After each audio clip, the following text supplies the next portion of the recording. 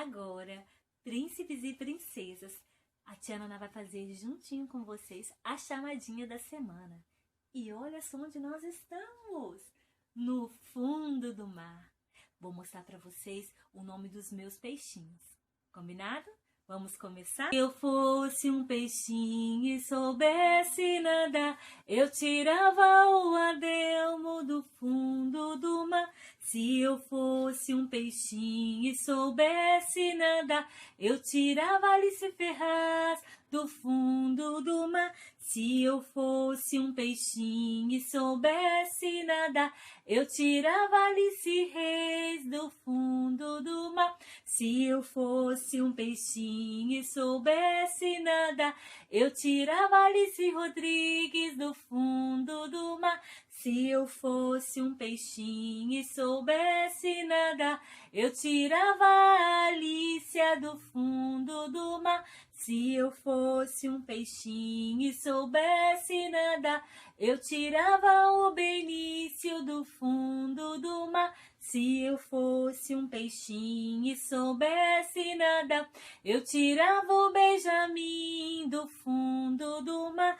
Se eu fosse um peixinho e soubesse nadar, eu tirava o Bruno do fundo do mar. Se eu fosse um peixinho e soubesse nadar, eu tirava a Carolina do fundo do mar.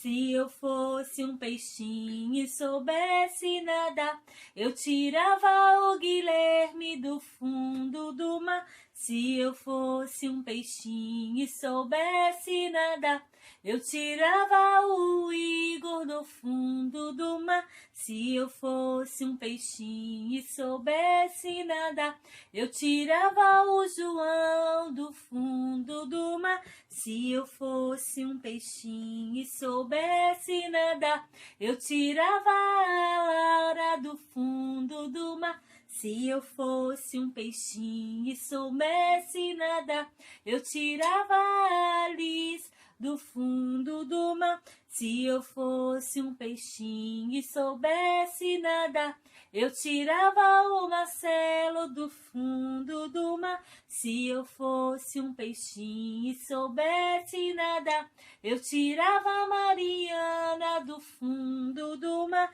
Se eu fosse um peixinho e soubesse nadar, eu tirava o Miguel do fundo do mar. Se eu fosse um peixinho e soubesse nadar, eu tirava o Murilo do fundo do mar. Se eu fosse um peixinho e soubesse nadar, eu tirava o Natan do fundo do mar. Se eu fosse um peixinho e soubesse nadar, eu tirava a turma inteira do fundo do mar.